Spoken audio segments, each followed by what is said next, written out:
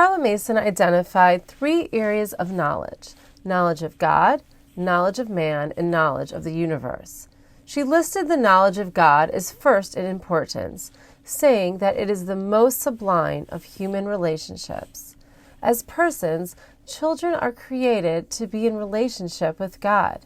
This relationship can be cultivated by reading scripture and stories from church history, through spiritual disciplines and practices from a child's faith tradition, and through spending time studying his handiwork out in creation. Second is the knowledge of man. Mason wanted children to develop appreciation for all the ways in which man expresses ideas: art, music, dance, languages, and literature, to name a few. She was not interested in shallow surveys of history full of dates and names. Rather, she wanted children to linger pleasantly over the history of a single man, a short period, until he thinks the thoughts of that man, is at home in the ways of that period. She wrote in her first volume that although he is reading and thinking of the lifetime of a single man, he is really getting intimately acquainted with the history of a whole nation for a whole age. This feat was accomplished by reading engaging narrative history texts, as well as biographies, primary source documents, and historical fiction. Mason understood that the ideas of yesterday have led us directly to the ideas of today, and that our thoughts today will shape tomorrow. Therefore, great care must be taken to make sure that the ideas we accept are worthy ones. To support students in discerning the worthiness of ideas, Mason provided studies in citizenship, during which students learned about the actions and consequences of past leaders.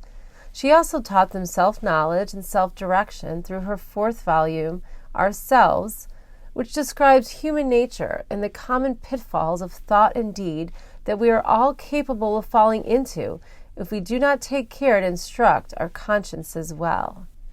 The 3rd area of knowledge deals with the universe, which includes natural history, the sciences, geography, and mathematics. These subjects point to truth as it is revealed to man by God and as we are capable of understanding it. They cultivate awe, wonder, and appreciation of mystery as we grapple with the vastness, the intricacies, and the interdependencies that exist in creation. Far from viewing scientific discoveries as being antagonistic to God, Mason viewed them as a specific kind of ongoing revelation, and she did not shy away from even the most controversial scientific ideas of her day. She grounded children in both scripture and current scientific thought, and she taught them that science is constantly progressing. Therefore, what we think we know today may be disproved tomorrow. It is best to know the current thought and to learn to hold it with an open hand. This approach is radically different from any other model because it is primarily about personal relationship.